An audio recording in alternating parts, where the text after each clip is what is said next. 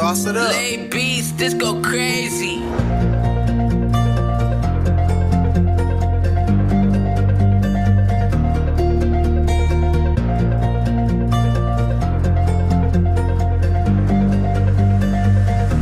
Em để lại với dòng từ nhá.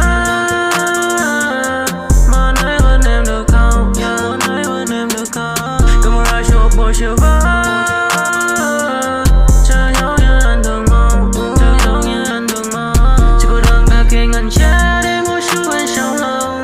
Bởi khi mà anh ngừng tắt em có nhớ đến không? Cầm một lời cho một buổi chiều vắng.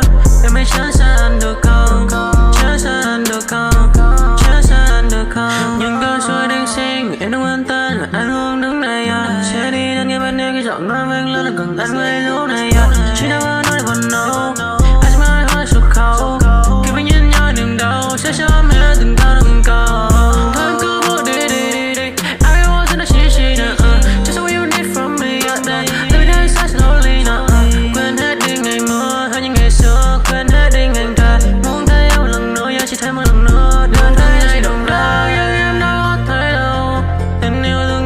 xuống bầu trời đã thay màu sương đêm vẫn đang lạnh buồn mong điều thuốc đó sẽ lâu tình yêu từng ngày đi xuống bầu trời đã thay màu em để lại với dòng từ nhá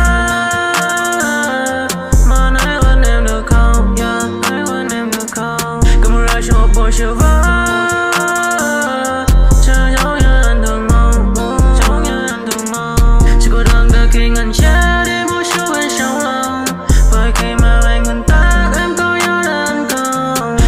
cho một buổi chiều vắng em hãy chán xa anh được không?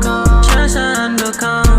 Chán xa anh được không? Lên thành phía chân chờ chỉ thay mặc cho sân anh để ngồi từ tình cảm nữa vẫn không cần thiết có trên đời chỉ những lúc đông coi mới biết được nơi mình sẽ tới và em sẽ tìm thấy được câu trả lời nào nào mà những thứ em bỏ qua rồi em không biết đã như cái mình lúc hay lúc mà em vui đi là mình buồn lúc mà anh chưa nghe anh mới yêu được tốt yêu em phía sau mấy con dao vào đường những cái trong quá khứ vẫn luôn chỉ thấy vẫn em từng cần có những thứ con anh biết thì hơn từng ngày đau đau nhưng em đâu có thấy đâu tình yêu từng ngày đi xuống bầu trời đã thay màu sương đêm vẫn đang lạnh buồn mong điều thuốc đó sẽ lâu tình yêu từng ngày đi xuống bầu trời đã